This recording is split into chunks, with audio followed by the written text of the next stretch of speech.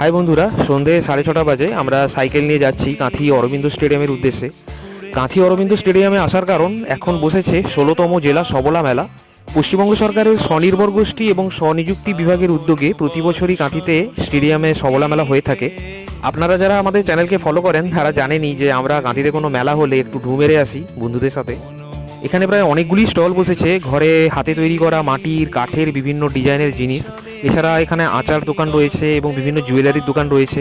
এছাড়াও এখানে দেখলাম চারা গাছও বিক্রি হচ্ছে।